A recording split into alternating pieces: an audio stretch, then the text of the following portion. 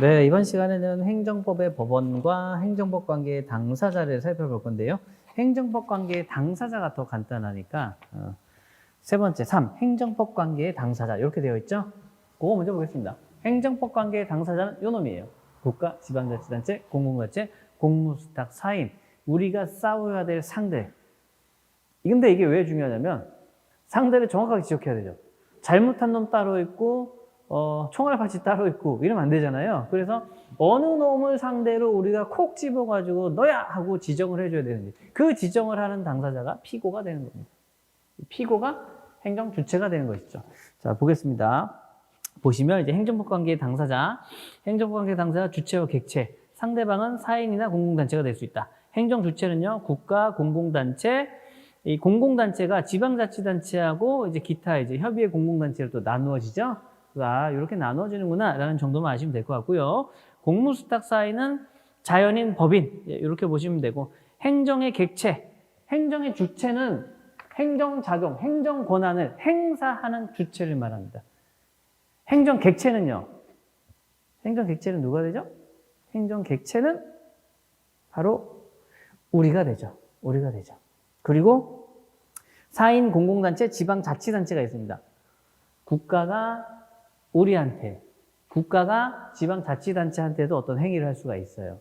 근데 국가가 지방자치단체한테 했습니다. 그건 어디 가서 싸우는 거예요? 지들끼리 가서 싸우는 거예요. 근데 국가하고 지방자치단체끼리 싸울 때는 헌법상 이제 권한쟁의로 이제 넘어가고요. 기관 내에서 싸울 때에는 이제 기관소송으로 가는데 이 내용은 우리 시험 범위하고 관련이 없기 때문에 그냥 한 귀로 듣고 그냥 두 귀로 흘려버리시면 됩니다. 자, 국가, 지방자치단체, 공공단체, 공무 위탁 사인이라고 써놨네. 수탁 사인인데요. 공무 수탁. 위탁은 뭐예요? 주는 걸 말하는 거예요. 받는 사람은 받을 수자를 써가지고 수탁이라고 합니다. 이런 치명적인 오타가. 원래 제가 오타가 많아요. 왜 많은지 아세요? 그래야 집중도가 올라가거든요. 그러니까 오타를 찾으시면 알려주세요. 알려주면 제가 수정을 해야 되는데 수정을 또 안 합니다. 아, 저기 오타가 있구나. 이걸 기억하고 있다가 그 다음 해에 또 오타를 찾는지 안 찾는지 꼼꼼하게 보는지 안 보는지 그걸 또 이제 감시하기 위해서 수정을 잘 안 해요. 농담이고요. 열심히 수정하겠습니다. 알려주세요. 오타가 있으면.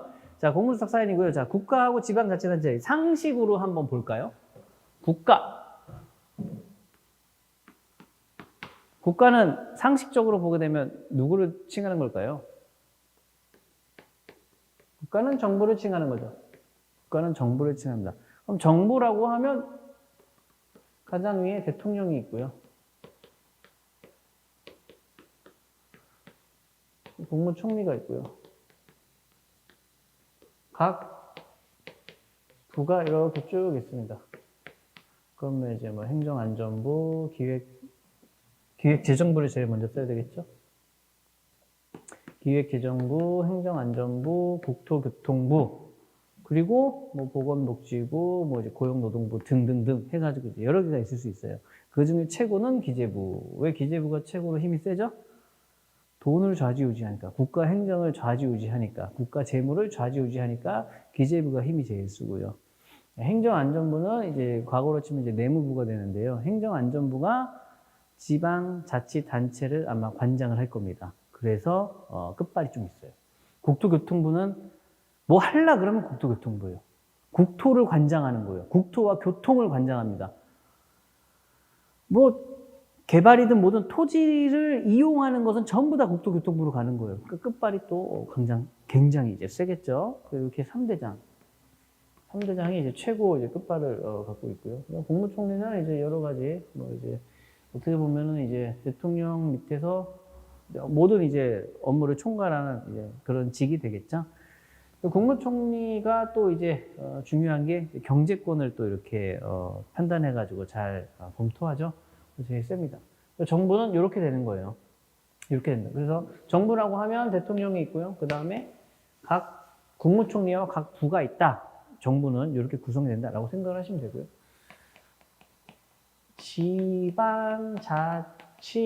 지방자치단체, 지방자치단체가 있는데요. 자, 서울시, 여러분들 제일 잘 알고 있는 서울시, 경기도, 성남시, 그리고 뭐 전라북도, 전주시 이렇게 있죠. 자, 지방자치단체가 아닌 것을 골라보세요.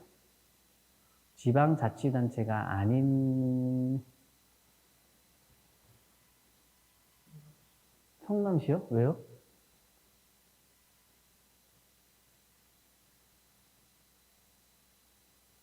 성남시. 네? 서울시? 서울시? 서울시. 그리고 조금 더 써볼게요. 서울시 관악구. 관악구. 성남시 분당구인가요? 분당구가 성남시에 있어요? 맞죠? 자, 지방자치단체가 아닌 거. 지방이라고 하면은요, 서울을 제외한 나머지를 지방이라고 우리가 생각하고 있죠. 근데 행정구역 말할 때 지방은요, 서울도 지방이에요. 서울지방. 그러니까 서울지방경찰청. 많이 들어보셨죠? 서울이라는 지역을 나타내는 곳을 칭해서 서울지방이라고 해요. 지방은 우리가 지방, 시골. 그 시골을 말하는 게 아니고 하나의 지역의 방위를 말합니다. 지방. 지방자치단체. 자치단체는 자치적으로 운영을 할 수 있는 권한을 갖고 있는 단체를 말하는 거거든요. 자치적으로 운영을 할 수 있는 권한을 가지려면 그 권한을 누가 줘야 돼요? 국민이 줘야 돼요. 그래서 선거로 그 지역의 장이 선출되면 지방자치단체가 되는 거예요. 서울시장, 선거로 뽑죠. 관악구청장, 선거로 뽑죠. 경기도지사, 선거로 뽑죠. 전라북도지사, 전주시장, 선거로 뽑죠. 성남시장은요? 성남시장도 뽑지 않나요? 뽑죠. 그럼 얘네도 지방자치단체. 분당구청장은 선거로 뽑지 않습니다. 얘는 성남시장이 임명 지정을 해요. 그럼 되겠죠. 그래서 여기는 지방자치단체가 아닌 거예요. 선거로 기관의 장을 뽑으면 그게 지방자치단체가 되는 겁니다. 이게 상식이에요. 여러분들 1차에 감정평가 관계복귀를 공부하시잖아요. 공간정보의 구축 및 이제 관리에 관한 법률로 들어가시면 거기서 지적소관청이라는 개념을 배우거든요. 그때 이제 이런 개념들을 우리가 배우게 됩니다. 이게 무엇이 중요하냐? 시험 보는 데는 중요합니다. 시험 볼 때는 중요해요. 왜? 분당구청장하고 성남시장하고 누가 법주체예요? 성남시장이죠. 그래서 법주체, 권리와 의무 관계가 있죠? 분당구청장이 우리한테 손해를 끼쳤습니다. 손해배상 누구한테 청구해야 돼요? 성남시장한테 청구해요. 성남시에다가 청구하는 거예요. 성남시에다가. 그런 취지에서 이거를 잘 준비하셔야 되고요. 정부나 지방자치단체가 업무를 위탁을 합니다. 그러면 이제 이 업무가 공적 업무가 되는 거잖아요. 그래서 공무 수탁 사인이 되는 거예요. 그 사인은 이제 법인과 자연인이 됩니다. 법인과 자연인. 이렇게 되죠. 이제 이 정도 아시면 이제 간단하게 끝납니다. 근데 이제 이걸 상식이라고 하는데 사실 저도 이걸 상식이라고 하면 저는 합격하기 전까지 상식이 없었나 봐요. 이런 거 별로 관심 없어서 별로 공부도 안 하고 그러거든요. 근데 이제 우리 시험 보니까 이제 이런 것들을 공부를 하게 되는 거죠. 상식이지만 한번 챙겨서 보지 않으면 이제 상식이 아닌 그런 어려운 내용입니다. 근데 한번 알고 보면 이제 별거 아니죠.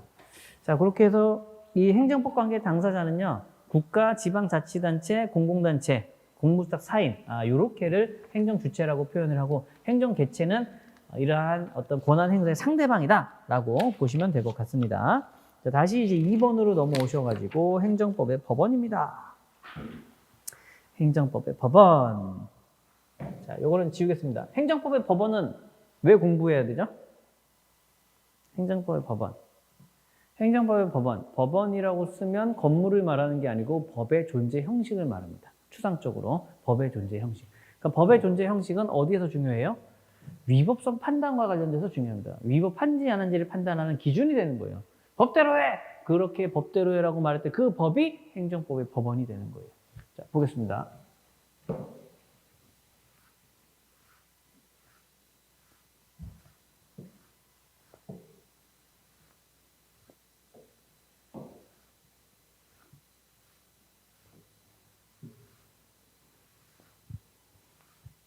여기 감정평가사 강의가요.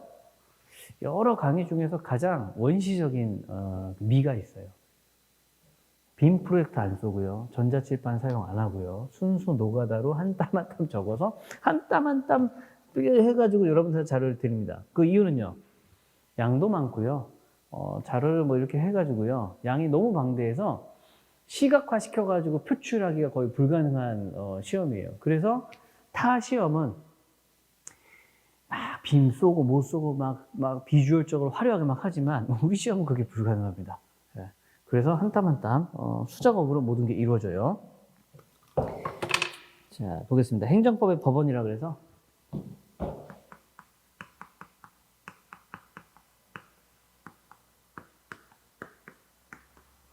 여기서 말하는 법원은 존재 형식이고요. 형식이기 때문에 이제 글, 문자 이걸 기준으로 판단합니다. 글하고 문자가 있어 이걸 성문법, 없어 불문법. 그러니까 하나의 기준으로 만들어 놓은 것을 이제 말하는 것이죠. 성문법 같은 경우는 이제 최고 이제 상위법이 헌법이 됩니다. 헌법이라는 것은 이제 국가의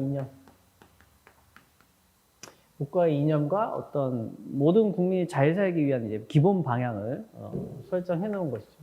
국민이 잘 살아야 되는 이제 기본 방향을 설정을 해 놓습니다. 기본 방향, 어떤 이제 가장 기초적으로, 기본적으로 가져야 되는 이제 기본권에 관한 내용을 규정해 놓고 있습니다. 뭐 자유, 참정, 수익, 뭐 그런 내용들이 있고요. 우리 시험에서는 이제 헌법을 공부하지 않기 때문에 헌법에 관한 사항은 배우지 않고요. 헌법은 국가 이념을 나타내고 어떤 다같이 잘 살기 위한 방향을 설정해 놓는 이제 기본권을 설정해 놓는 법이다라고 보시면 되고요. 이 기본권을 구체화시키기 위해서 이 기본권에 관한 내용이나 어떤 국가 이념이나 기본 방향 이런 것들을 이제 구체화시키기 위해서 구체화시킵니다. 구체화시키는 것이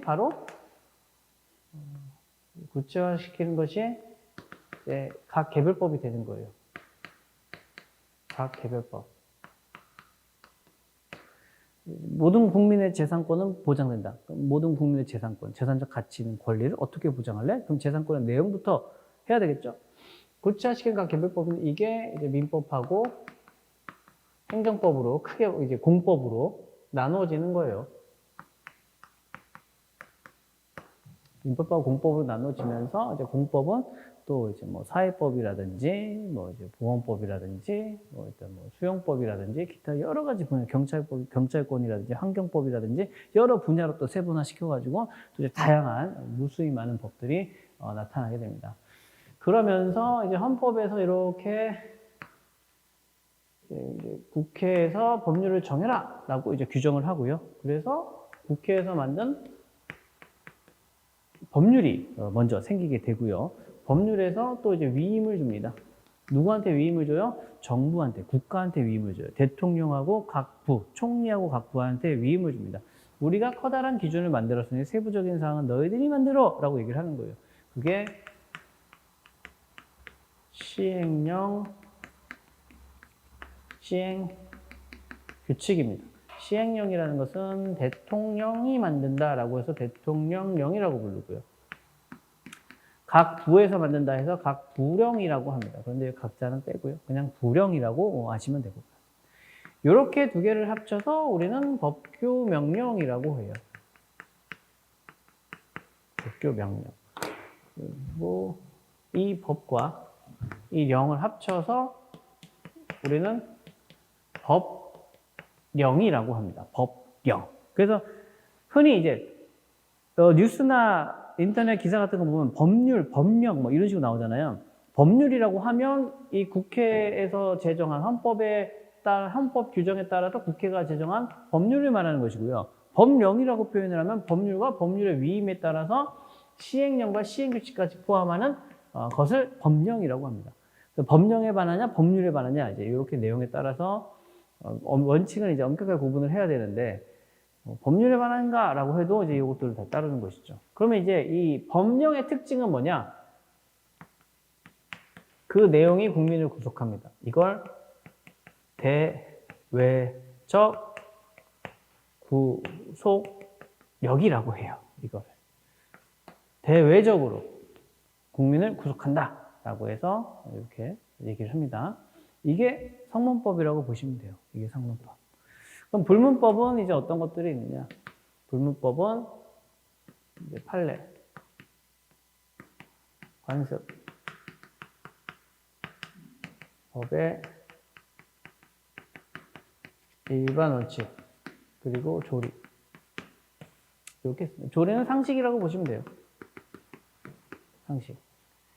판례가 형성되어 있는 것을 이제 판례법이라고 보고요. 관습이 형성되어 있는 것을 관습법이라고 하고요. 법의 일반 원칙은 헌법 이념에 비추어서 헌법 규정을 근거로 상식을 도출해내는 것이 법의 일반 원칙입니다. 법의 일반 원칙은 헌법적인 효력을 갖겠죠. 헌법의 개념에 입각해서 만들어진 원칙이기 때문에. 그리고 조리는 이제 기타 그 밖에 이제 없는 내용들을 접할 때에는 기준이 없으면 상식에 맞게, 판사의 상식에 맞게 판단하는 것입니다. 그래서 이 상식이라는 것은 이제 일반 국민 다수가 생각하고 있는 일반적인 수준의 어떤 무언가를 뜻하는 것이겠죠. 이게 성문법과 불문법이에요. 그런데 아쉽게도 우리나라는 판례법과 간수법을 인정하지 않기 때문에 헌법에서부터 파생되는, 도출되는 일반 상식과 헌법에서 도출되는 내용이 없는 경우에는 그냥 일반 상식에 비추어서 판단을 할 수밖에 없는 그런 구조가 만들어지겠죠. 자, 이렇게 보시면 되고요. 그리고 특별법이 일반법보다 우선하고요. 신법이 국법보다 우선하고요. 특별법과 신법 중에서 누가 우선하냐? 국법인 특별법과 신법인 일반법 누가 우선하느냐? 특별법 우선 원칙이다 라고 보시면 될 것 같습니다. 법의 존재 원칙, 그리고 결국에는 성문법, 요 법령 위반과 법의 일반 원칙 위반이 핵심 포인트가 됩니다. 그럼 다시 조금 더 구체적으로 들어가게 되면은요.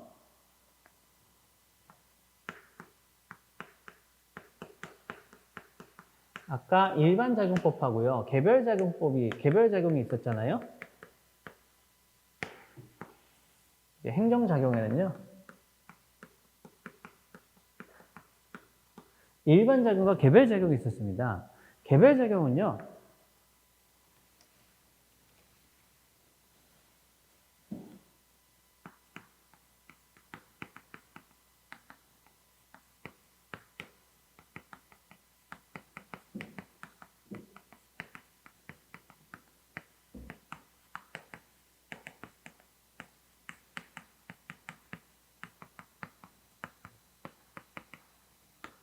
여러분들 글씨 쓰실 때 글씨 예쁘게 잘 쓰세요? 아니면 휘갈겨서 남들이 못 알아본다라고 얘기를 하세요?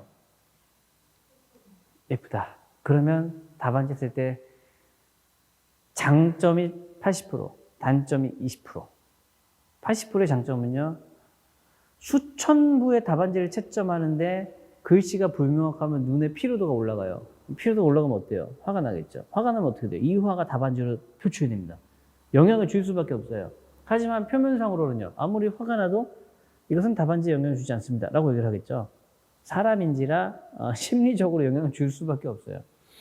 그렇기 때문에 글씨가 예쁘고 답안지 형식이 예쁘면 보기가 깔끔하기 때문에 잘 썼을 때 왠지 잘하는 것처럼, 착한 놈처럼 보이는 거죠. 단점 20%는요. 내가 쟁점이 틀렸거나 잘못된 내용을 썼습니다. 너무 잘 보여요.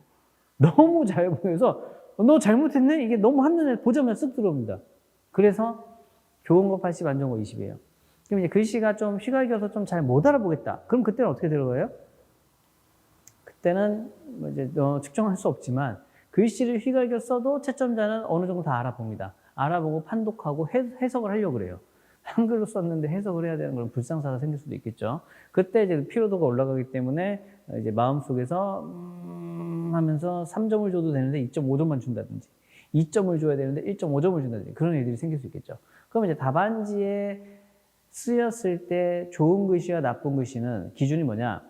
봤을 때 해석이 필요하냐, 해석이 불필요하냐 이 차이입니다. 해석이 필요하면 일단 생각을 해봐야 돼요. 왜냐면 썼는데 해석을 해야 되는데 출제자가 해석을, 채점자가 해석을 잘못합니다. 틀린 답안이 돼버리는 거예요. 그럼 안 되겠죠. 그럼 왜 해석이 필요하냐? 글자가 잘못돼서 그래요.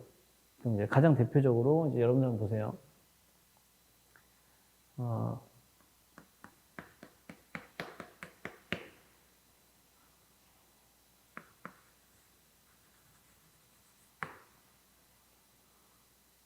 이런 글자가 대부분이에요. 지금 무슨 문제가 있어요?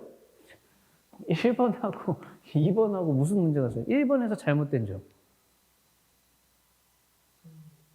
네? 이거 읽을 수 있으세요? 맞죠? 대충 느낌이 오시죠? 이거는요? 잘 모르겠어요? 이거 모르겠어요? 왜 모르지? 위에 거랑 똑같은 글씨인데? 위에 거랑 똑같은 글자예요. 그렇게 안 보이세요? 이거랑 다른 글자처럼 보여요? 처음 알았어요. 이렇게 쓰면 똑같은 글자를 볼 거라고 생각했는데 둘 다 제 이름 쓴 거잖아요. 자, 첫 번째 글자의 문제점은 뭐냐? 여러분들이 이응을 이렇게 배웠나요? 아니죠. 그럼 어떻게 써야 돼요?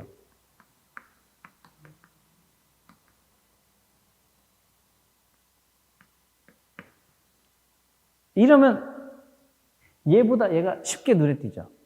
맞죠? 자, 근데 얘보다 더 쉽게 눈에 띄게 할 수 있는 방법이 있어요. 뭐냐?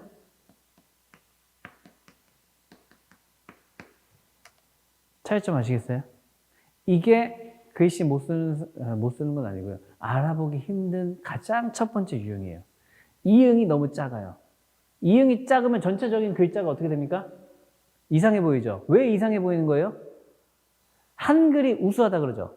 한글은 글자와 어떤 자음과 모음의 비율이 있어요. 정해진 비율이 있어요. 지금 그 비율을 깬 거예요. 이 두 글자는. 그래서 얘네들을 봤을 때 시각적으로 무언가 이상해 보이는 거죠. 이 비주얼적으로. 예. 이렇게 쓰면 안 되고 이렇게 써야 됩니다. 이응만 크게 쓰셔도 해석하는 데는 해석할 필요가 없어요. 그 글자가 내가 남들이 야, 넌 글자 이게 뭐냐? 라는 말을 한 번이라도 들었던 분들은 글자를 크게 쓰시면 되고요. 여기에 나아가서 조금 더 깔끔한 글씨를 원하신다. 그러면 이 이거 두 개만 똑바로 쓰시면 돼요. 지금 여기서는요. 획이 이렇게 사선으로 올라가 있죠. 초등학교 때 이렇게 배웠나요? 아니죠. 깍두기 공책.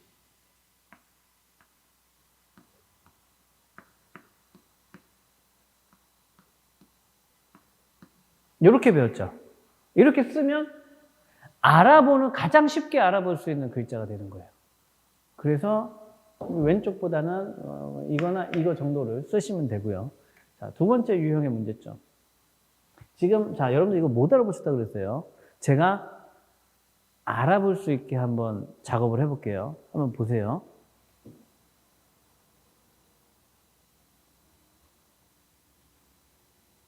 이러면 아까보다 조금 더 알아볼 수 있겠다라는 느낌이 들죠. 이유는요. 한 글자, 두 글자, 세 글자죠. 근데 좀 전에 이게 붙어있을 때는요.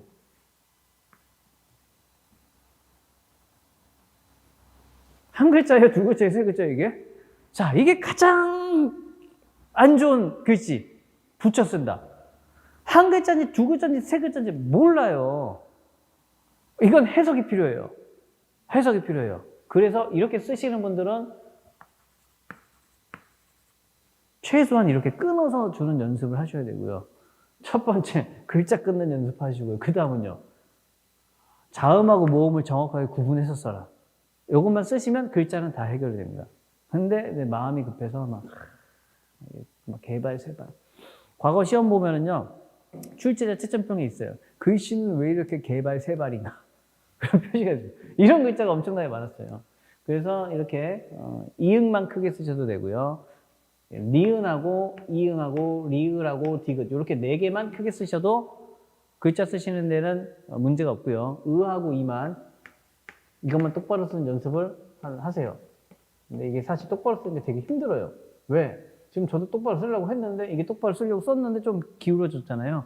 똑바로 쓰는 게 생각보다 어렵습니다. 그래서 최대한 그렇게 맞춰주시면 될 것 같아요. 이게 글씨에 대한 답안을 쓸 때 가장 이제 문제가 되는 이제 유형들을 설정한 겁니다.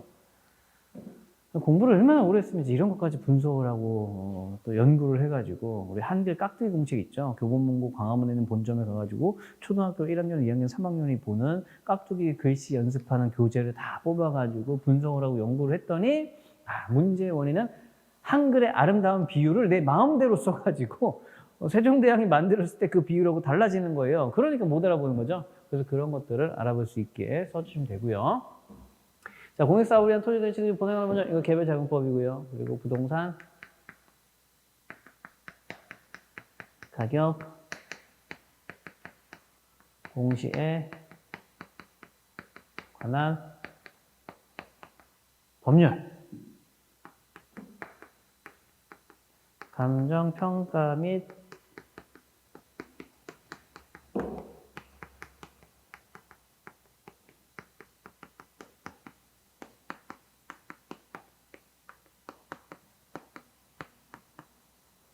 법률, 건축법, 도로법 등 이렇게 있죠? 개별자금법들이 있죠? 그리고 3개가 이제 우리 시험에서 메인이 되는 법이고요. 개별자금 여러 가지가 있지만 여기 3개가 메인이 되고요. 부동산 가격 공시법하고 감정평가 및 감정평가 사이에 관한 법률은 이거는 마찬가지로 2차에서도 중요한 법이 1차 시험에 또 있기 때문에 1차, 2차 두 개니까 1차 공부할 때 싸그리 주관식으로 외워버리면 편합니다. 이 개별자금 이런 것들이 있고요. 그럼 이 법 하나마다 공통적으로 작용되어야 하는 어떤 그런 것들을 모아서 만들어 놓은 게 일반 작용법이 되는 거예요. 어떤 행위를 대상으로 아까 전에 계약과 계약이라든지 뭐 행정행위라든지 이런 것들이 있잖아요. 행정행위, 어떤 작용을 중심으로 설명해 놓은 기본법이 행정기본법이 되고요. 각각의 모든 법에서 어떤 작용을 하려고 하는데 어떤 공통된 기본 원칙 절차를 하나 만들어 놔야 되겠죠? 그게 행정절차법이 됩니다. 행정절차법이 돼요. 지금은 여기 행정작용으로만 얘기를 하는 겁니다. 행정구제로 가게 되면 구제에서는 심판법하고 소송법으로 또 이제 나누어지겠죠. 그리고 국가배상법으로 3개로 나누어집니다. 그렇게 행정기본법과 행정절차법 요걸 이제 추가로 공부를 하셔야 돼요. 우리가 2차 시험에서 공부해야 되는 것은 하나, 둘, 셋 기본이고요. 이 3가지 법에 공통적으로 적용될 수 있는 구제절차에서 심판, 소송, 국가배상법 공부하셔야 되고요. 그리고 어떤 일반 작용 법률로서 행정기본법, 행정절차법까지 공부하셔야 됩니다. 그럼 벌써 법이 몇 개예요? 하나, 둘, 셋, 넷, 다섯, 여섯, 일곱, 8개. 최소 8개 이상의 법을 공부하셔야 돼요. 최소 8개. 그리고 이제 또 이제 더 앞서가면 헌법도 몇 개 조문 끌어가지고 공부를 하셔야 되고요. 많죠. 우리 시험 2차 시험 과목이 뭐예요? 감정평가 및 보상법규입니다. 감정평가 및 보상법규예요. 그러면 시험 감정평가 및 보상법규니까 및 앞에 감정평가, 및 뒤에 보상법규 이렇게 있죠? 그럼 법 몇 개 시험 봐야 돼요? 2개 시험 봐야 되잖아요. 2개 봐야 되는데 지금 이렇게 해가지고 펼쳐놓고 막 8개를 감춰놓은 거예요. 뒤에다가. 그래서 착 이름만 봤을 때는 감정평가 보상법규? 감정평가하고 이 법, 꼴랑 3개만 하면 되는구나. 쉽게 생각하고 들어왔는데 이면에 감춰져 있는 이런 것들을 싹 놓고 봤더니 뒤통수를 제대로 맞은 거죠. 근데 아까 기본서가 300페이지, 900페이지. 그러니까 이제 이 보이는 것보다 3배 많은 분량이 뒤에 숨어 있었던 거예요. 그래놓고 시험을 봅니다. 어떻게 나와요? 행정법이 더 많이 나왔어요. 이 개별법보다 보이지 않는 행정법 문제가 더 많이 나왔습니다. 우리 시험에서. 그러니 우리가 행정법 시험이라고 해도 과언이 아니고요. 행정법을 어마어마하게 공부하고 계시는 거예요. 이런 취지로. 감정평가 이론은요. 그건 더 말도 못해요. 감정평가와 관련된 이론만 내야 되잖아요. 현존하는 부동산에 부자만 들어가면 모두 감정평가 이론이에요. 뭐든지 간에. 부동산에 부자만 들어가거나 부동산 내용이 들어가 있잖아요. 그 모든 게 감정평가 이론이기 때문에 감정평가 이론의 시험 범위는 무한대예요. 무한대. 감정평가 실무는요. 그래도 정직해요. 실무는 경제적 가치가 있는 모든 것. 이게 시험 범위입니다. 왜? 감정평가 할 수 있는 대상이 경제적 가치가 있는 모든 이제 권리거든요. 그 경제적 가치가 있으면 모두 우리 감정평가 실무로서 감정평가 금액을 산정할 수 있잖아요. 실무도 사실 어떻게 보면 범위가 없어요. 범위가 없는 게 시험 범위예요. 근데 법규는 정해져 있습니다. 정해져 있어요. 그리고 70년 전부터 법률적인 쟁점이 있는데 걔네들이 70년 전부터 교수님들이 야 이건 이렇게 하자, 이건 이렇게 하자. 판사가 이건 이렇게 해. 다 정해줬어요. 정답을. 그래서 쟁점만 외우면 답이 있다라는 거예요. 그러니까 이론하고 실무에 의해서 법규가 가장 정확하고 가장 정직하고 가장 쉽게 접근할 수 있는 그런 과목이 된다는 것이죠. 그래서 얘네들이 우리 처음에는 이런 구조와 내용들을 잘 아시고 접근하시는 게 가장 도움이 됩니다. 자, 보시면 두 번째 보시면 이제 행정법의 법원이라 그래서 이제 요 내용들이 기본적으로 잘 나와 있고요. 그냥 가볍게 법의 존재 형식을 법원이라고 하는구나, 표현하는구나. 그 정도만 보시면 될 것 같고요. 자, 이제 마지막 4번으로 넘어가겠습니다. 4번으로 넘어가게 되면 이제 행정행위의 이해라고 써놨는데요. 행정행위의 이해. 행정행위가 뭐였죠? 행정행위는 좀 지웠죠? 국가 행정주체가 행정조직이 행정권한을 행사하는데 권력적 작용으로서 우월성을 갖고 있는 권력적 작용 중에서 어떤 개별 구체적인 행동을 하는 것을 행정행위라고 했습니다. 이제 한번 요 내용을 한번 보세요. 우리가 지난 시간하고 오늘 첫 시간대에 배웠던 가장 중요한 개념 중에 하나가 권리입니다. 권리. 구제는요. 무엇을 구제해 주는 거예요? 구제 대상이 뭐예요? 구제 대상. 구제 대상이 권리잖아요. 권리를 구제해 줍니다. 권리를 구제해 주는 거죠. 구제해 주는 필요성이 생기는 이유는요. 그렇죠. 침해당했으니까. 그 단어가 별거 아닌 것 같지만 우리 공부의 기준이 되는 단어들이에요. 그래서 그 단어를 기준으로 모든 사실관계를 판단해야 됩니다. 행정조직 주체고요. 그런 작용을 합니다. 작용을 하는데 이제 권력적 작용을 해요. 권력적 우월성을 갖고 어떤 작용을 합니다. 그리고 개별, 구체적으로. 자, 이걸 우리는 행정행위라고 얘기를 해요. 이걸 우리는 행정행위라고 부르기로 약속을 했습니다.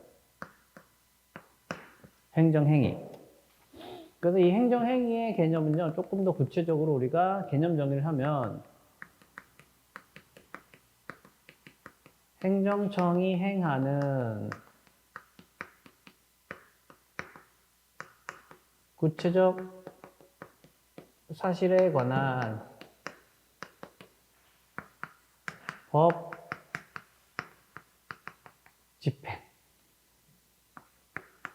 집행으로서의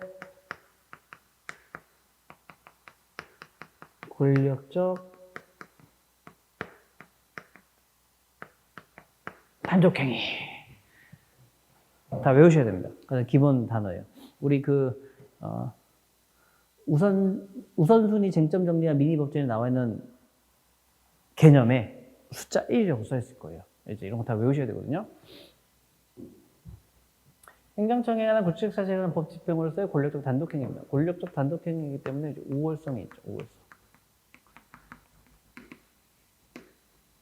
법 집행으로서의 권력적 단독행위. 그리고 플러스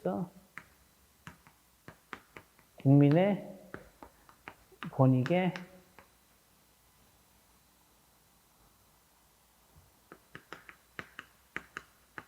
직접적인 영향을 주는 행위를 행정행위라고 하는 거예요. 자, 그럼 여기서 국민의 권익은 뭐예요?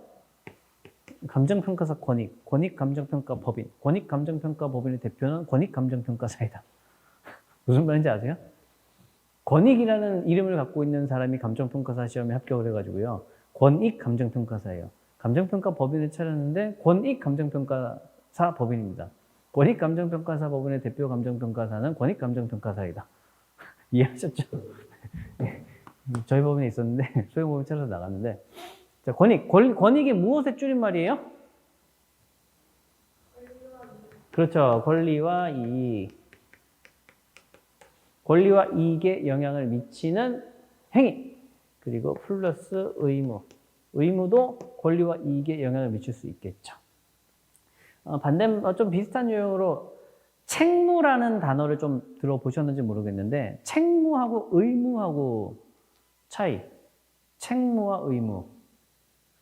의무와 책무는요, 둘 다 이제 의무를 규정해 놓고 있는 것인데, 책무라고 하게 되면요, 그거 잘못하면 너 책임져야 돼. 조심해라. 한 번 더 책임을 강조하는 게 책무라고 보시면 돼요. 감정평가 책무예요. 감정평가 의무가 아니고, 감정평가 책무. 왜일까요?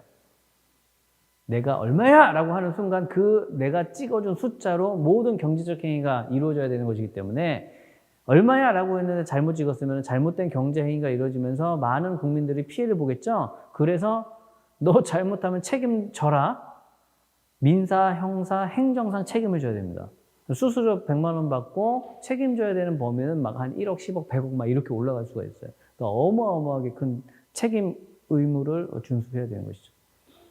최근 이제 지금 요새 근래에 이슈가 되고 있는 게 허그, 주택보증공사 전세 보증금 평가를 했는데 돈을 받고 말도 안 되는 금액으로 뻥튀기를 해가지고 이제 신문 언론에서는 업감정이다라고 표현을 하는데요.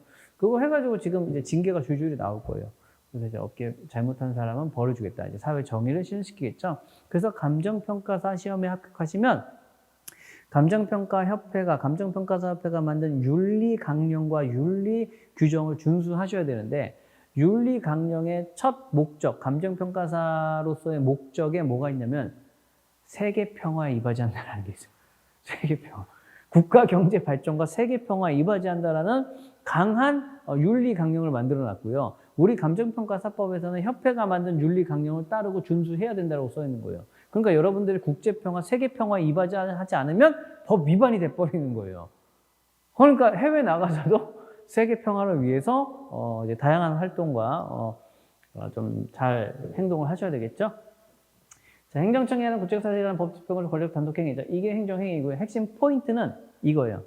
국민의 권리와 의무에 직접적으로 영향을 미친다. 권익에 직접적으로 영향을 주는 거예요. 직접적으로 주지 않으면 행정행위가 아닙니다. 행정행위로 인해서 이 우월성이 있는데 직접적으로 권익에 영향을 줘요. 저항하지 못한다는 거잖아요. 그래서 어떻게 하기로 했어요? 저항하기로 해봤죠. 여기서 이제 저항하자. 저항할 거야!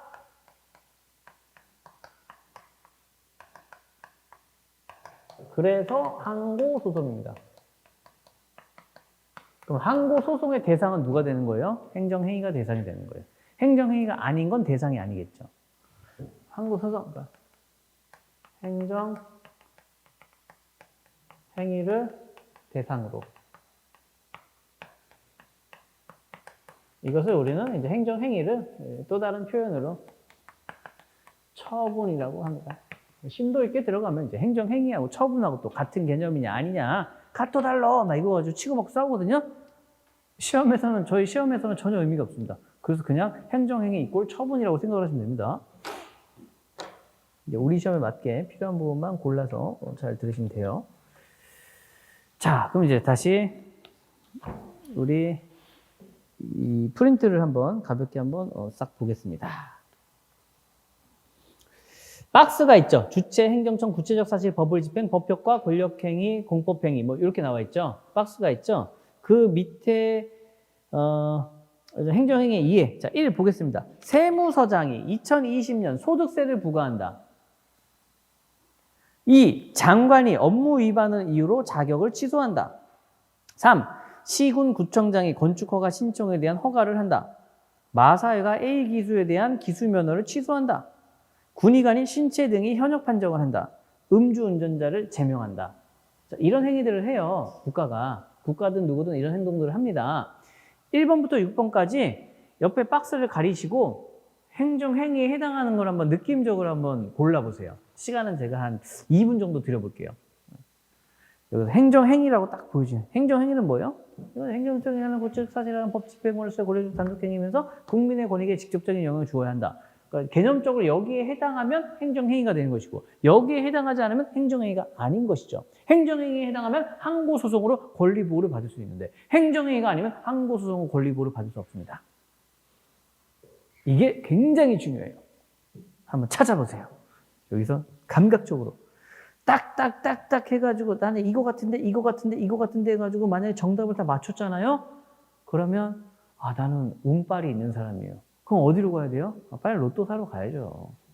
로또를 10년 동안 일주일에 한 장씩 사면 그래도 1등에 당첨될 확률이 상당히 높은 사람. 나는 그런 사람. 보시면 됩니다. 자, 한번 찍어보세요. 행정청에 행정행위에 해당하는지 안 하는지 한번 찍어보세요. 이런 개념의 암기가 선행되지 않으면 공부를 2회독, 3회독, 4회독 해야 되지만 몇 가지 단어와 몇 가지 개념과 어떤 특정 도해도만 잘 내가 외우고 있어도 1회독, 2회독으로 공부가 끝날 수 있습니다. 굉장한 거예요. 1200페이지를 한 번 더 본다? 3달이 걸립니다.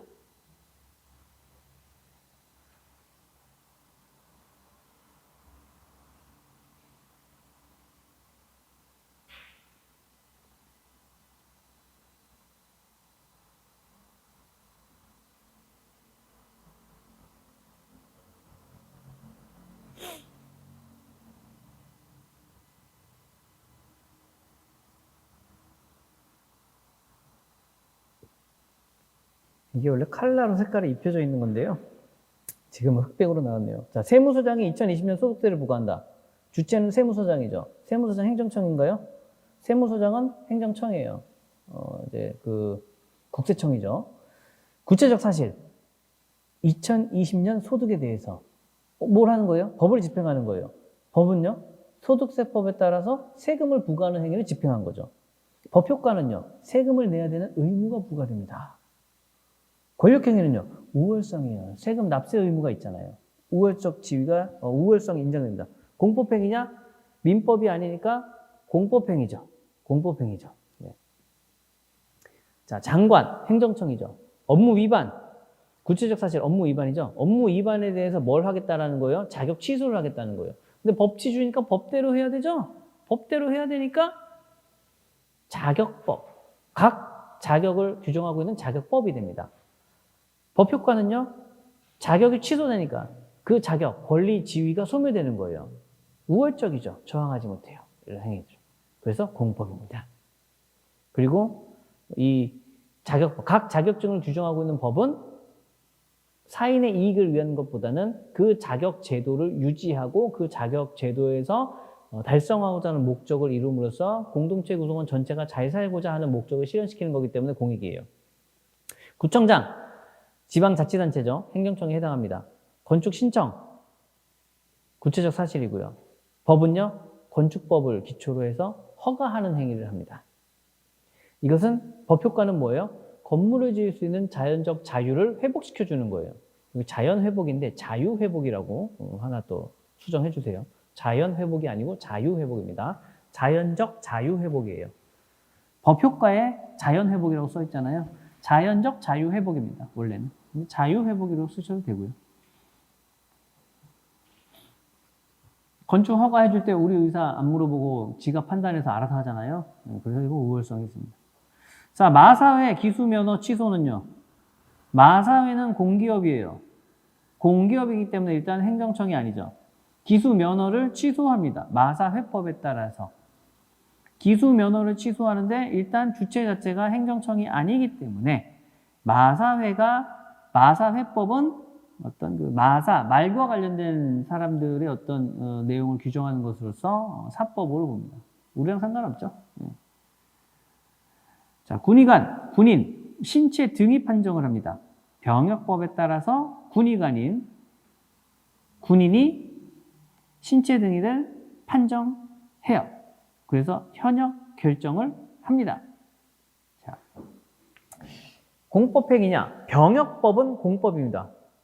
국방의 의무를 다해야 되는 규정을 지어놓고 있습니다. 그런데 얘는 행정행위일까요? 아닐까요? 신체 등위 판정행위는? 너 현역이야. 너 1급이야. 너 2급이야. 너 공익이야. 부럽죠. 공익. 너 면제야. 신의 아들. 뭐 이런 표현하죠. 하지만 1급, 2급, 3급이 제일 좋죠. 국방의 의무를 다 하니까. 신체 등급에 따라서 현역을 가냐 면제를 가느냐 이게 결정이 된단 말이에요. 근데 여기서 조심하셔야 될 거. 자, 어떻게 영향을 줘야 돼요? 직접적 영향을 줘야 돼요. 직접적으로. 군의관은 누구예요? 의사 면허를 갖고 있는 이제 군의관으로 군대를 가는 사람이죠. 그 공무원의 신분이 됩니다. 군의관은요, 장교니까. 그러면 군의관이 현역 결정을 합니다. 그것에 따라서 군대를 가야 돼요. 군대를 가는 거는요, 군의관이 너는 현역이야 판정을 하는 걸로 군대를 가는 게 아니에요. 그걸로 군대 가는 게 아니에요. 그걸 기초로 해서 해당 지방 병무청장이 입영 통지서를 보냅니다. 그러면 그때부터 국방의 의무가 부과되는 거예요. 그러니 군의관이 신체 등급을 매겼습니다. 이건 뭐예요? 현역 결정을 했죠. 이렇게 결정한 것은 내가 현역이니까 군대 가야 되는구나 생각을 하는데 직접적으로 영향을 준 게 아니죠.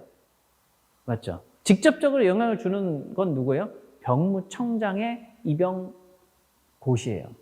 입영 통지가 직접적으로 영향을 주는 것이기 때문에 군의관의 신체 등급 판정은 행정행위가 아니고 병무청장의 입영 통지는 행정행위다. 이게 되는 것입니다. 이해하셨죠? 이게 굉장히 중요합니다. 왜? 하나하나 행정청이 행하는 구체적 사실, 법, 집행, 우월성이 있어야 되고 권익에 직접적 영향을 미쳐야 된다. 이렇게 6가지 요소가 모두 충족돼야 행정행위가 되는 거예요. 그럼 그때 어디 간다고요? 항고소송으로 가는 거예요. 충족되지 않으면요, 항고소송 못 가는 거예요. 그럼 어디로 갑니까? 국가배상을 가든지 당사자 소송을 제기하든지 다른 쪽으로 가서 해결해야 된다는 거예요. 그게 핵심 포인트입니다. 자, 음주운전자 제명, KBO. KBO가 우리 그 야구 선수들 중에서 음주운전해가지고 막 자기네 이제 그걸 뭐라 그래요? 그 선수를 제명시켜 버리죠. 그때 이제 KBO가 음주운전을 이유로 제명을 시켰습니다. KBO는 사단법인이에요. 음주운전자를 제명시킨 건 그 사단법인의 협회 규약입니다. 법 효과는 지위 소멸이에요. 지들끼리 정한 거. 이거 사법관계죠. 그러니까 이건 행정행위가 아닌 거예요. 지들끼리 북치고 장구치는 거죠. 자, 명칭이 다르더라도 성질이 같으면 동일한 원리가 적용이 된다. 동일한 성질을 묶어서 개념 정립을 한 것이 행정행위이다. 그러면 행정행위는 어떤 성질을 묶어놓은 거예요? 이거 그 밑에 있잖아요. 행정청이 구체적인 사실에 대한 행정청이 구체적인 사실의 해한이 아니고 대한 법 집행으로서 행하는 직접 구체적인 법적 효과를 발생시키는 권력적 단독행위인 공법행위. 요 요소들이 지금 제가 동그라미 쳐놓은 이런 것들이잖아요. 이러한 개념 요소가 들어가 있는 행위들을 행정행위라고 묶어가지고 하는구나. 그럼 이제 소득세 부과처분, 자격 취소처분, 건축 허가처분, 기수면허 취소처분, 신체 등의 현역 판정처분, 음주운전 제명 처분. 다 처분이라고 갖다 붙여요. 어떤 행동을 하면은요. 하지만 모두가 다 행정행위가 아니죠. 항고소송의 대상이 되는 행정행위는 이 중에서 1번, 2번, 3번으로서 우월성이 인정되는 이 3가지만 행정행위고 나머지는 아닙니다. 그럼 여기에 대해서 불복하려면 어디로 가야 되는 거예요? 어디로 갑니까? 어디로 가요? 불복하려면 소송으로 가야 되죠. 그런데 맨 뒤에 보시면 공법행위인지 아닌지가 나와 있죠. 공법행위니까 행정소송으로 가는 거예요. 행정소송으로 가는데 행정행위잖아요. 우월적으로 갖고 있으면 저항해야지 항고소송으로 가는 거예요. 맞죠? 그러면 두 번째는요. 마사회, 사법관계죠. 어디로 갑니까? 민사소송으로 가겠죠. 군의관의 어떤 신체 등위 판정은요. 자, 얘는 행정행위는 아닌데 이것을 다툴 수 있는 이의신청이라든지 그런 것들이 있겠죠. 그리고 너는 신체 등급이 현역이야 라고 해서 현역하라고 통지가 되잖아요. 그러면 입영 통지 취소 처분을 하면서 이제 이 등급을 다투는 거예요. KBO 사단법인은요. KBO 그 어떤 야구 선수 해외에 있는 야구 선수가 음주운전해 가지고 그걸로 KBO에서 뭐 제명을 시킨 다음에 뭐 다시 복귀를 한 해 만에 막 했잖아요. 그런 뉴스가 많이 나오는데 그 사람이 민사법원에 소송을 제기해가지고 제명 취소를 구한다 뭐 그런 얘기 들어본 적 없죠? 이거는 지들끼리 치고받고 하는 거기 때문에 지들끼리 결정하는 거예요. 그러니 이 사단법인 KBO라든지 뭐 대한축구협회라든지 뭐 빙상협회라든지 뭐 그런 협회들 있잖아요. 얼마나 권력이 세겠어요. 지들 마음에 안 들면 선수 생활을 아예 그냥 못할 수도 있고 선수를 뽑는 것도 지들 마음이고 하니까 뭐 TV에서 많이 종종 나오는 뭐 부정부패 어떤 폭력 행위 같은 것들이 나오는 게 이제 정당하게 이렇게 불복할 수 있는 제도가 없기 때문에 이제 그런 이제 파행들이 뉴스에 가끔 나온다라고 볼 수 있는 것입니다. 자, 행정행위가 굉장히 중요하고요. 이 행정행위의 개념을 이해하고 행정행위가 왜 중요한지를 이해하는데 걸리는 시간은 한 달. 한 달 열심히 공부하시면 행정행위가 무엇인지 개념적으로 어렴풋이나마 느낌적으로 이제 아실 거예요. 그러면 이제 행정행위를 우리가 공부해야 되는 이유는 항고소송의 대상이 행정행위고요. 이 행정행위가 우리 국민의 권리와 의무를 직접적으로 제한하는 99%의 대표적 행위입니다. 그래서 우리가 행정행위 개념을 알아야 되는 거예요. 자, 보호받아야 돼요. 무엇을 보호하기 위해서? 권리를 보호하기 위해서 권리를 보호받아야 합니다. 무엇으로부터? 침해로부터.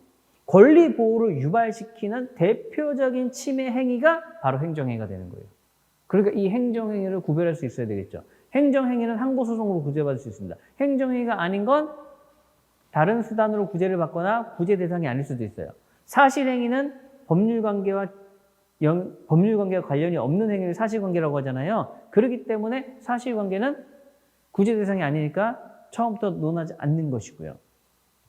행정행위냐 아니냐에 따라서 이것이 되냐 안 되냐 이렇게 보는 것인데 딱 보면 세무서장이 2020년 소득세를 부과했습니다. 누가 봐도 행정행위 이런 거 시험에 안 나와요. 누가 봐도 행정행위이기 때문에 시험에 안 나옵니다.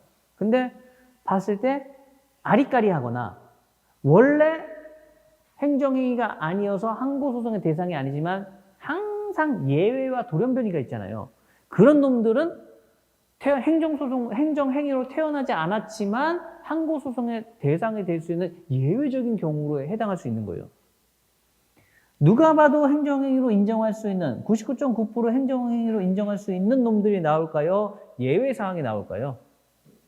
예외사항이 나오죠. 예외사항이기 때문에 이것이 행정행위로 볼 수 있어 없어 이런 것들이 쟁점이 되겠죠. 그게 문제의 시작이고 문제화되는 주제가 되는 겁니다. 그 내용 중에서 이 행정행위가 제일 많이 나오기 때문에 우리는 행정행위의 개념을 정확하게 보셔야 돼요. 그리고 그 밑에 보시면 이제 법률행위와 준법률행위 뭐 이렇게 해가지고 나오는데요. 법률행위와 준법률행위의 이제 특징은 어떤 효력, 국민의 권리와 의무에 영향을 미치는 효력 발생이 행정청의 효과 의사에 따라서 발생하느냐, 법률 규정에 따라서 발생하느냐, 그 차이입니다. 그런데 과거에는 이렇게 법률행위와 준법률행위로 나누었었는데요.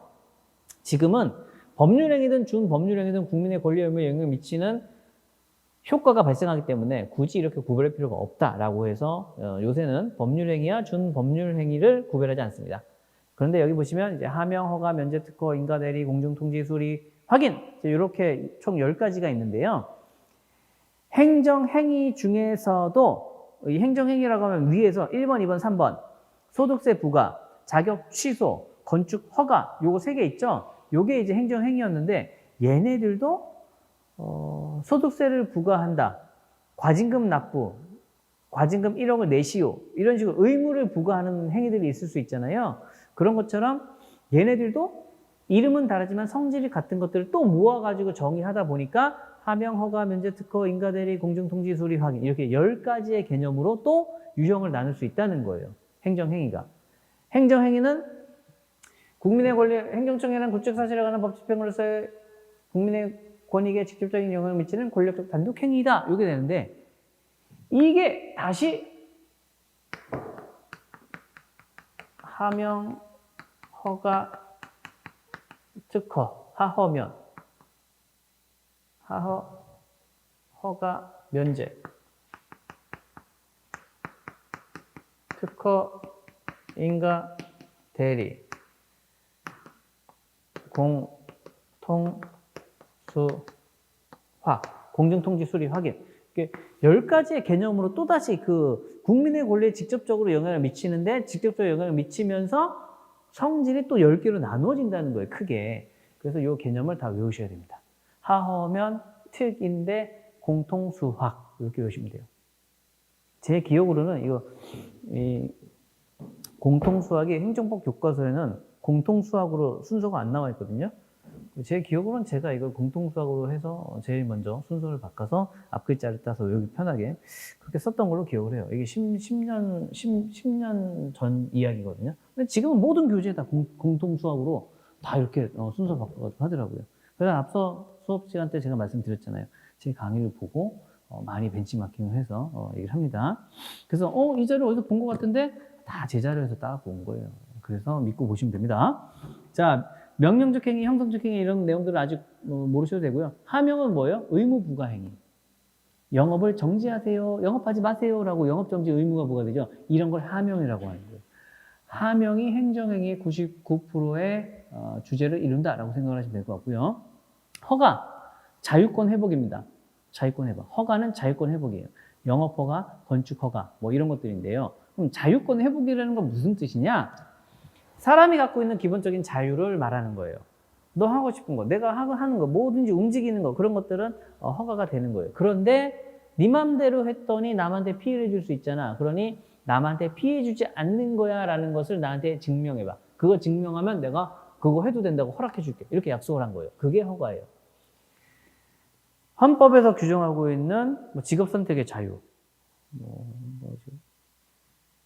모든 국민의 재산권은 보장된다.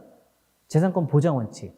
모든 국민의 재산권이 보장되잖아요. 재산권을 조금 더 표현하면 처분권, 사용권, 수익권입니다. 처분, 사용, 수익이 완전히 내가 자유롭게 할 수 있을 때 그게 이제 완전한 재산적 가치라고 표현을 하죠. 사용, 수익, 처분이에요. 사용하겠다? 내 땅에 건물 지어서 내가 좀 쓸게. 건물 짓는 거는 내 기본적 자유예요. 그런데 건물 지으면 야 100층짜리 지었다가 쓰러지면 옆 땅에 있는 사람들 피해 주니까는 100층짜리 지어도 쓰러지지 않는다는 걸 나한테 증명해봐. 그럼 내가 허락해 줄게. 야 건축사 설계 도움 받았지? 100층까지 지어도 쓰러지지 않게 튼튼한 건물이라는 것을 설계받아 왔으니까 인정해줘. 그러네. 지어라. 이렇게 얘기를 하는 거예요. 그게 자연적 자유 회복이에요. 특허는, 면제는요. 의무 면제입니다. 면제. 자, 모든 국민에게 코로나 때문에 마스크를 쓰셔. 지하철 탈 때는 마스크를 쓰셔. 라고 했어요. 나 마스크 알레르기 있습니다. 병원 가야 되니까 지하철 타야 돼요. 그럼 어떻게 해요? 면제해 줘야 되겠죠. 그 의무를. 그때 나온 게 이 면제가 되는 거예요. 의무 면제. 특허는요. 권리 설정입니다. 특허는 권리 설정인데요. 특별한 허가라고 보시면 돼요. 특별한 허가. 그냥 허가는 자연적 자유 회복이죠. 특허는 특별한 허가예요. 특별한 허가니까 자연적으로 갖고 있는 자유를 회복시켜 주는 게 아니고 특별히 무언가를 나한테만 주겠다라는 거예요. 그게 특허예요. 권리나 어떤 권리를 설정하거나 지위를 부여하는 것을 특허라고 합니다. 인가, 법률적 효력을 완성시켜 주는 거예요. 인가, 허가, 특허가 다 비슷한데요. 허가는 내 스스로 갖고 있는 기본적인 자유를 회복시켜 주는 것이고 특허는 특별히 허락해 주는 것이고 인가는 허가와 특허는 그 내용이 법에 정해져 있어요. 그 내용이 법에 정해져 있어요. 건축 허가는요. 건축법에서 건축할 수 있는 건축의 내용으로 정해져 있고요. 특허는 특별한 허가이기 때문에 특별한 법률에서 특별한 내용으로 정해져 놓고 있어요. 인가는 뭐냐면 그 내용을 내가 정하는 거예요. 그 내용을 내가 정해가지고 이렇게 할게 허락해 주세요 라고 하면 인가를 딱 해줍니다. 그러면 그렇게 해도 돼 라고 허락해 주는 거예요. 이게 인가예요. 그래서 대체로 인가는 이제 어디 나오냐면 우리 TV나 뉴스 같은 거 보시면 조합 설립 인가, 법인 설립 인가라는 표현을 많이 들어보잖아요. 그럼 법인 설립 어떤 목적으로? 그 목적은 내가 만드는 거예요. 조합을 만듭니다. 그 조합을 만드는 목적이 뭐예요? 그건 내가 만드는 거예요.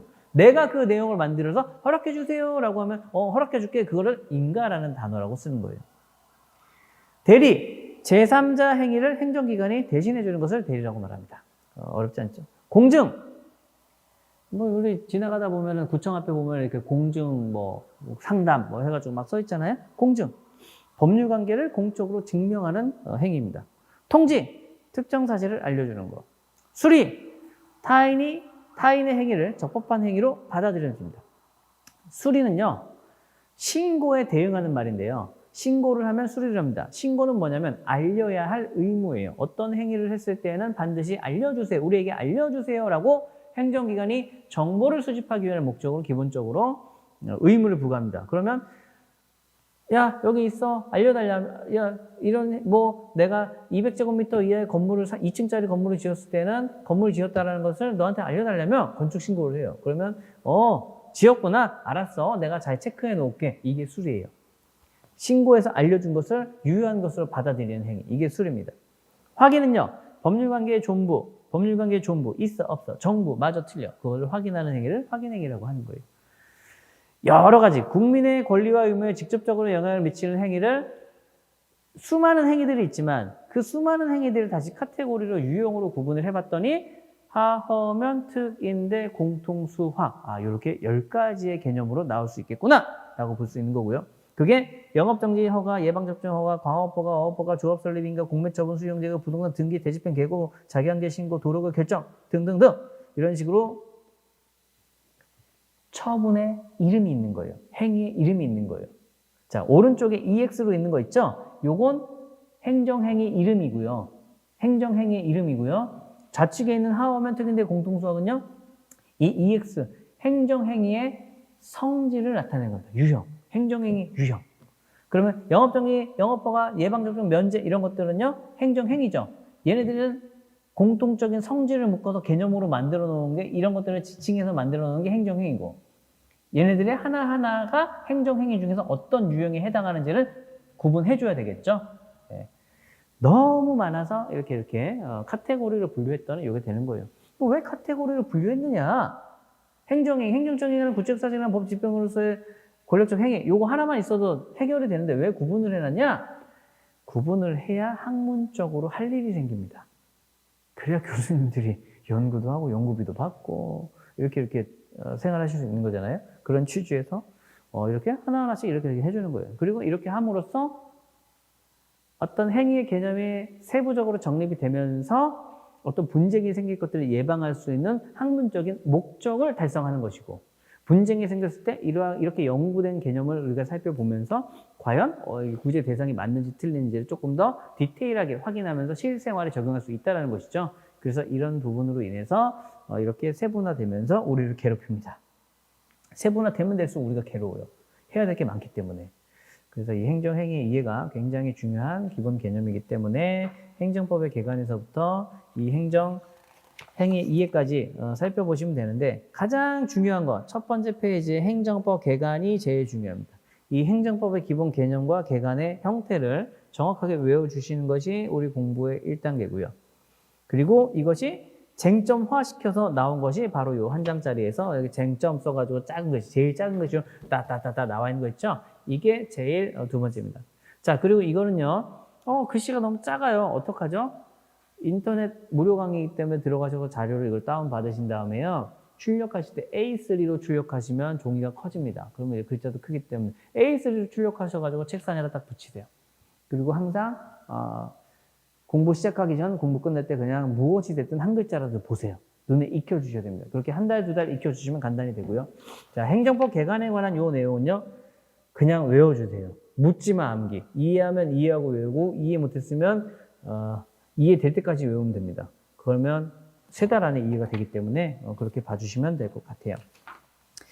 자, 이렇게 해서 이제 행정법에 관한 기본적인 개념과 우리가 공부를 해야 되는 필요성, 공부를 해야 되는 포인트 많이 살펴봤고요.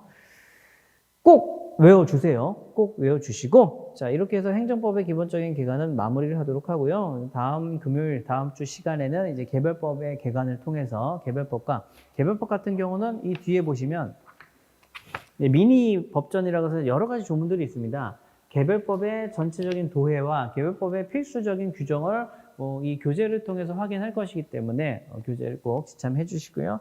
이 교재에서 표시하는 것들이 우리 시험에서 가장 중심이 되는 조문들만 확인할 거기 때문에 걔네들을 먼저 외우고 그 다음에 거기에 한 조문 한 조문씩 추가해서 살을 붙이시면 어렵지 않게 개별법도 스텝 바이 스텝으로 마무리할 수 있을 거라고 생각을 합니다.